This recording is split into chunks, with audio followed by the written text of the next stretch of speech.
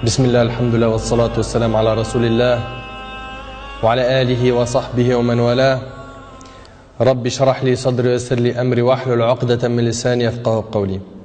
Et j'ai envie de vous raconter une super belle histoire qui a été racontée par un de nos savants contemporains. Wallahi al-azim, qu'elle est très émouvante. C'est l'histoire d'un homme qui a dit à sa femme: et si on allait manger dans un restaurant? Elle lui répondit: non, je te propose plutôt d'aller le demander à une autre femme. Moi je mange pas au resto avec toi, va manger au resto avec une autre femme. Il s'étonna, il lui dit: je t'invite à manger et tu me dis de sortir avec une autre femme? Mais comment ça? Je suis pas de ce genre d'homme. Et quelle femme tu parles? Et de quelle femme tu parles? Elle dit: ta mère. Imagine la scène.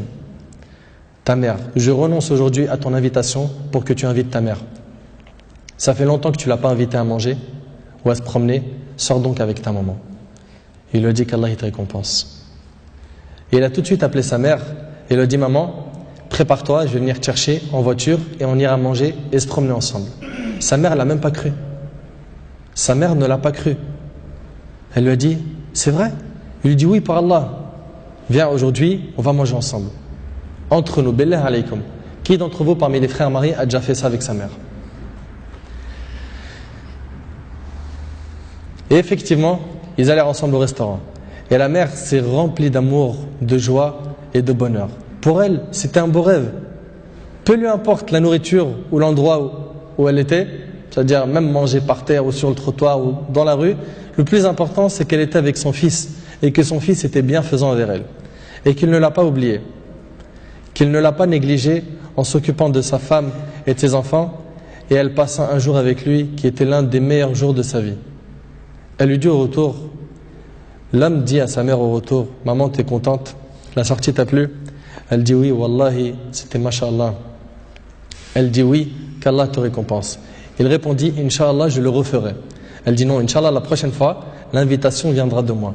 Il lui dit: Inch'Allah. Et des semaines et des mois passèrent. Le frère a été occupé, puis sa mère tomba malade et mourra. Qu'Allah lui fasse miséricorde. Son fils était très triste. Et quelques jours plus tard, il reçut une invitation au restaurant pour lui et une autre personne, et cette invitation était déjà payée.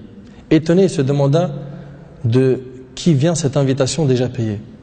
Il est parti alors avec son épouse au même endroit où il avait mangé avec sa mère, et là une lettre l'attendait de la part de sa mère. Il y avait écrit: mon cher fils, qu'Allah te récompense, je t'avais promis de t'inviter au même endroit pour manger, mais tu étais souvent occupé. Et maintenant je tiens ma promesse et je t'invite avec ta chère épouse, et je t'invite avec ta chère épouse, qu'Allah vous récompense.